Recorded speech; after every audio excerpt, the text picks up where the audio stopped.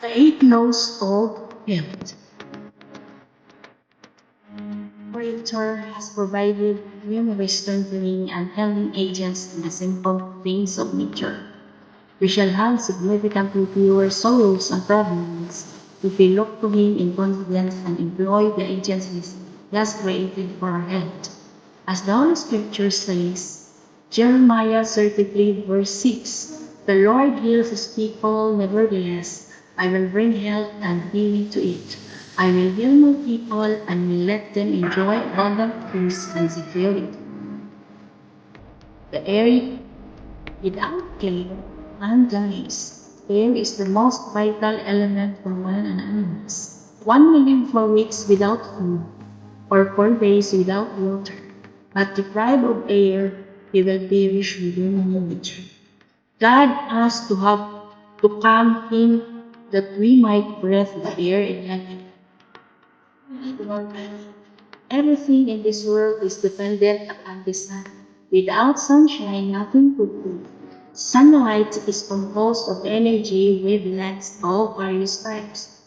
We will here focus our attention on visible rays, along with the infrared and ultraviolet rays.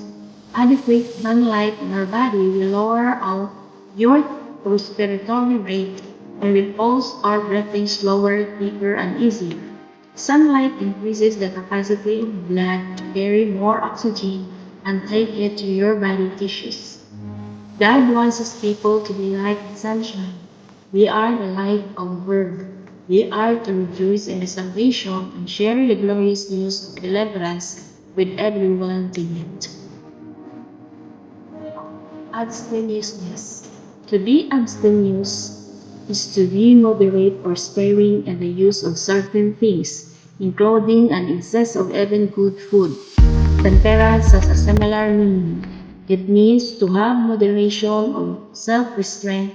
Temperance can also mean totally avoid certain substances or activities, and so does abstinence.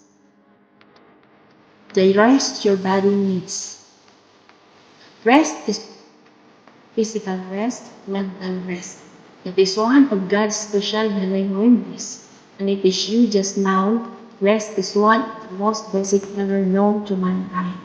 Our kind Heavenly Father has not only given us a physical law of rest, which we need to optimum health, we also need time to come apart and rest with Him, time to worship Him and refresh ourselves in the things of God. The exercise. Being physically active can improve your brain health, help manage weight, reduce the risk of disease, strengthen bones and muscles, and improve your ability to do everyday activities.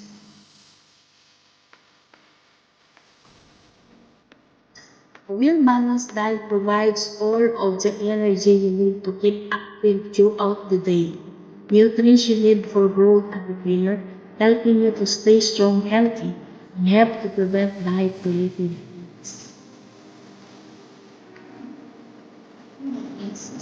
Water is chosen as a symbol of purity, and because in many places it is plentiful and does not require hurting others to drink it. Water is said as life giving. Water symbolizes purity, clarity, and calmness. Putting your trust in God is the way forward.